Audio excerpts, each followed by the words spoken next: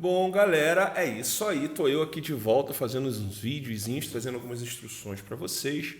Eu parei de fazer, dada a quantidade de trabalho, quantidade de compromissos que tenho, mas as novidades aí, as últimas ações dos últimos dias no cenário político brasileiro não está permitindo que a gente fique calado. Infelizmente, o movimento que tem acontecido no cenário político lá em Brasília tem sido um movimento perigoso. As coisas estão muito aquecidas em Brasília e a gente acaba aqui, eu moro em São Paulo, como a maioria de vocês sabe, a gente acaba estando aqui distante, não percebendo o que está acontecendo. Mas as coisas estão muito quentes e incendiadas em Brasília, o fogo está pegando, a gente está às margens aí de uma ruptura institucional e eu preciso que você entenda o que é isso. Nossa Constituição prevê uma arrumação, ela prevê um arranjo para que os poderes da República funcionem. A Constituição diz: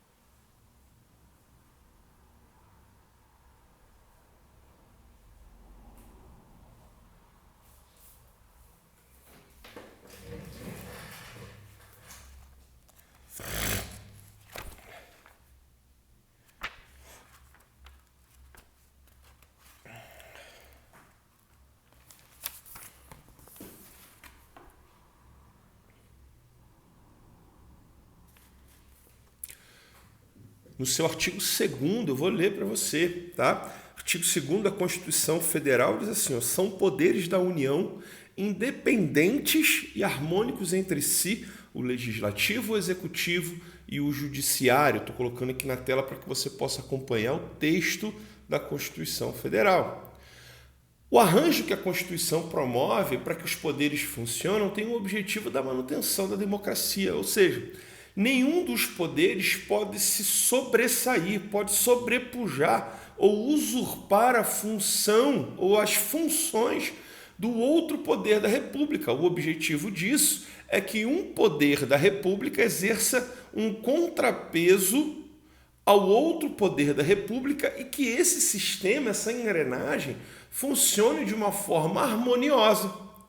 Como que isso pode acontecer? Primeiro, cada poder, através daqueles que exercem ali as suas funções, precisa entender os limites que a própria Constituição Federal estabeleceu para suas atitudes e ações.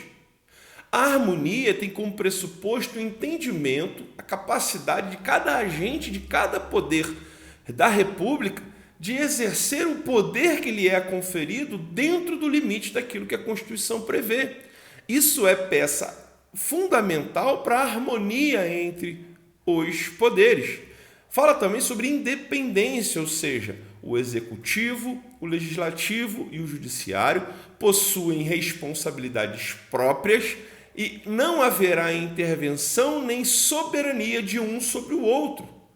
Haverá uma convivência harmoniosa e o pressuposto disso para que funcione, segundo o que rege a Constituição Federal, é que os poderes respeitem o limite uns dos outros e exerçam o poder que lhes é conferido, também respeitando e entendendo os limites que já são expressamente registrados na Constituição. Agora veja, um dos textos mais importantes que a gente depreende da Carta Magna, né, da nossa carta principal, né, que dá as regras primordiais da nossa federação, da nossa república, está no parágrafo único do capítulo 1º.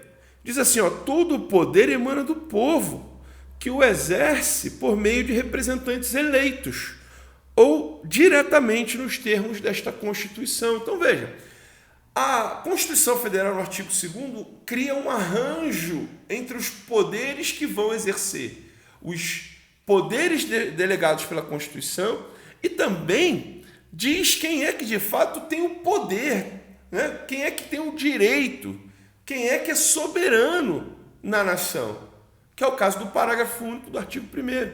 Ou seja, todo o poder que exercem legislativo, judiciário e executivo emanam do povo, o povo que delega. E como que o povo faz isso? Através do voto. Os nossos votos colocam membros no poder executivo e colocam membros no poder legislativo para que eles exerçam as suas funções, criando leis ou as pondo em prática, fazendo a gestão da nossa nação ou dos entes federativos. Mas entenda, todo o poder emana do povo. O povo é a fonte de poder que nós entregamos através do voto para órgãos do executivo e legislativo. O que é uma observação muito importante que você não pode deixar passar? De todos os 3 poderes enumerados na Constituição Federal, somente um não passa pelo crivo, pelo voto direto do cidadão, meu e seu. Você nunca votou para ministro do STF. O que a Constituição entendeu? Que o povo vota diretamente nos seus candidatos a vereadores, deputados estaduais, federais e senadores, membros do Poder Executivo, do Poder Legislativo. E o povo vota também no candidato que ele quer que exerça a função de gestão nos seus estados, municípios e na nação. No município, o prefeito, no estado, o governador e o governo federal, o presidente da República.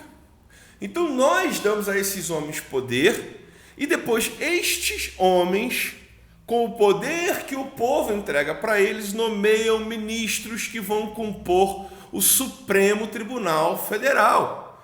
Perceba, os homens que nós elegemos, homens e mulheres que elegemos, eles exercem, através desse sufrágio, desse direito que nós damos a ele, desse poder que nós delegamos a ele, exercem o direito de escolher um membro para compor a Suprema Corte, que versa simplesmente, deveria ser só sobre isso, sobre assuntos constitucionais. Ou seja, há uma ameaça à Constituição, o Supremo Tribunal Federal vai lá e protege, grava essa palavra, protege o texto constitucional. Então veja, há um arranjo claro, o povo é aquele que tem o poder e pode delegar através do voto, e aqueles que recebem o voto usam desse poder a favor do próprio povo, para que haja desenvolvimento social, para que haja diminuição das desigualdades sociais, para que o povo tenha acesso ao emprego, para que o povo tenha acesso, por exemplo, ou tenha apoio no empreendedorismo, nas suas empresas, para que esses geram emprego, tenham um compromisso com cidadania, tenham um compromisso com educação, tenham um compromisso com saúde, ou seja, essas pessoas elas estão ali justamente para exercer essas responsabilidades. Agora, o que é o momento que nós estamos vivendo? Ele é muito imperioso, é muito importante que você tome conhecimento dessas coisas. O que está acontecendo agora é uma série de ações de um poder sobre outro poder, ingerências.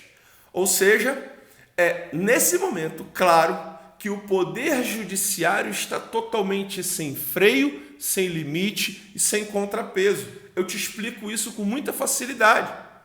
Na ótica do Constituinte, daquele que fez a Constituição, quem exerceria um poder de trava, de limite sobre o STF seriam os senadores, que são aqueles membros do Poder Legislativo, né, que representam os estados, as unidades federativas, os estados da nação brasileira. Cada estado possui 3 representantes naquilo que compõe o Senado Federal.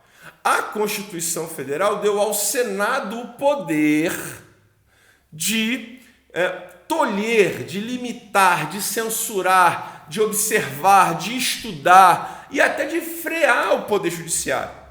Mas qual é o cenário do Brasil hoje? Infelizmente, nós somos uma nação que foi governada por, no mínimo, 30 anos por corruptos, por homens que utilizaram o sistema político para fazer lobby, ou seja, para obter benefícios, mas não benefícios fruto daquilo para o qual foram votados, que seria, na verdade, bem-estar social. Não, benefícios próprios, particulares. A consequência disso é que o nosso sistema foi corrompido por um método corrupto de exercício de poder. E hoje, todos os ministros que estão compondo, ou quase todos, a maioria dos ministros que compõem o Supremo Tribunal Federal foram nomeados durante governos de esquerda, que tinham por hábito, isso é comprovado pelo Mensalão, pelo Petrolão e uma série de outros escândalos, que compravam votos de membros do Legislativo. Então, veja, é o Executivo comprando o Legislativo para que o Legislativo não exerça nenhum tipo de domínio, de limitação, de freio sobre o Executivo e, consequentemente, comprando indicações para o Supremo Tribunal Federal. De sorte que hoje nós destronamos a esquerda do poder, porém as entranhas, os tentáculos da esquerda estão lá no Supremo Tribunal Federal. Está também nas casas legislativas. Por quê? Porque foram eles que nomearam, e através das nomeações do PT e do PSDB, eles nomearam e hoje tem a composição daquele Supremo Tribunal Federal que pratica as atitudes que nós temos visto nos últimos tempos. Mas qual é o ponto a que nós chegamos? A ruptura institucional, comecei falando nesse vídeo. O ponto a que chegamos é que, de fato, há um excesso por parte do Poder Judiciário, não há quem os possa frear. Eles estão rompendo as barreiras estabelecidas pela Constituição Federal, ou seja, aquilo a que eles deviam aplicar seu tempo, seu conhecimento, seus esforços para proteger, eles estão violando. Eles estão violando e colocando em risco toda a estrutura institucional estabelecida. O povo, por exemplo, foi à rua pedir voto impresso. Foi notório o tamanho das manifestações, ou seja, há interesse popular. Agora, há interesse particular daqueles que hoje compõem a maioria do cenário político nacional? Não há. Não há interesse. Ou seja, mas todo o poder não emana do povo? Não é o povo que precisa pedir e ser atendido? Por que o povo não é atendido? Essa é a pergunta que você tem que fazer. Segunda pergunta que você tem que fazer é por quê?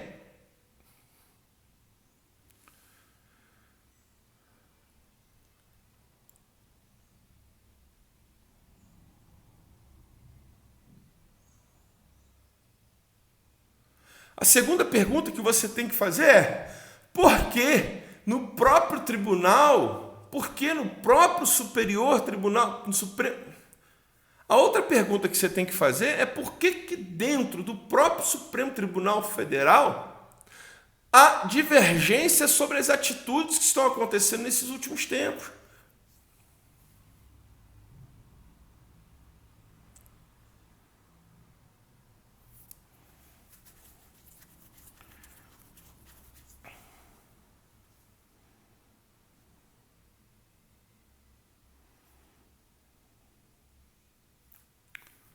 A segunda pergunta que você precisa fazer é o seguinte: se o Supremo Tribunal Federal foi criado para proteger a Constituição e ele a viola e ele a descumpre, na verdade o que eles estão fazendo é usurpando de um poder que não lhes compete. Eles estão legislando uma nova Constituição, usurpando poderes do Legislativo para intimidar o Executivo. Ou seja, se todo o poder emana do povo, nós temos o direito de contestar as atitudes do Supremo Tribunal Federal, dos ministros que ali estão, e, mais do que isso, receber umas respostas para as nossas inquisições, nossas inquirições. Não é razoável que estamos vendo hoje prisões de jornalistas, de deputados, sempre pessoas do entorno do presidente da República. Será que não dá para você entender, para você observar que existe um jogo sendo jogado, que quem de fato destruiu esta nação hoje está preso? Aliás, que quem de fato roubou comprovadamente essa nação hoje está solto, gozando de liberdades que não deveria gozar, enquanto outras pessoas, por conta da sua indignação, e volto a dizer aqui, independente da forma Eu não concordo com a forma com que alguns deputados e etc. se manifestam. Eu não concordo. Mas eles têm que ter o direito de exercer esse direito. Mas eles têm que ter o direito de se manifestar como bem quiserem. Isso é uma garantia constitucional, veja. Era o STF que devia estar protegendo e dando liberdade para aqueles que estão se utilizando dos meios de comunicação para exercer sua liberdade de expressão, visto que isso está consagrado no artigo 5º da Constituição Federal, que versa sobre direitos e garantias individuais.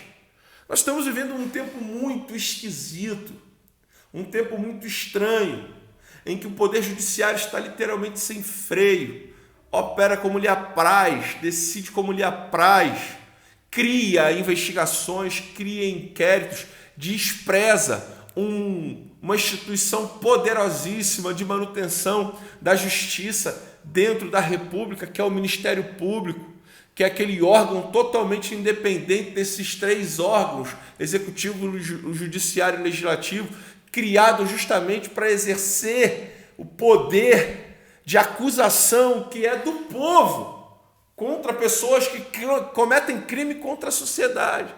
Sendo totalmente desprezado o Ministério Público e aviltado, porque hoje o Supremo Tribunal Federal acusa, indica o juiz e julga, o que é um absurdo constitucional. Qualquer estudante de direito, primeiro período, já sabe que isso não funciona. Então são dias muito estranhos e eu venho aqui trazer algumas informações para vocês que me seguem, vocês que estão nas redes sociais. Eu estou trazendo algumas instruções para você falando sobre o assunto, a fim de que você não seja pelo menos enganado, não tem objetivo nenhum de te demover da opinião que você tem. Agora, falta de instrução, não vai acontecer. Eu vou gastar esse tempo, usar este tempo em minhas redes sociais para falar de Deus e de Jesus, que é a minha grande paixão nessa vida, e também falar a respeito de política, porque é algo que certamente você precisa ouvir e que interfere diretamente no seu modo de vida. Tem tudo a ver com fé, porque se hoje nós gozamos de liberdade para pregar o Evangelho, é porque isso foi conquistado, primeiro, da parte de Deus, e segundo, por conta do ambiente político. Então não vamos nos descuidar. Tivemos 30 anos, aproximados 30 anos, de dor, de lamento, de perda, de retrocesso no cenário político e no desenvolvimento dessa nação, porque entregamos o governo do Brasil para essas pessoas que não têm compromisso nenhum com família, com liberdades individuais, para gente que é tirano, para gente que quer destruir a família, destronar aquilo que, na verdade, jamais poderia ser tirado do seu devido lugar. Veja, nós temos uma luta muito grande e a sua voz, eu sei que ela precisa ser ouvida, como a minha também precisa ser ouvida.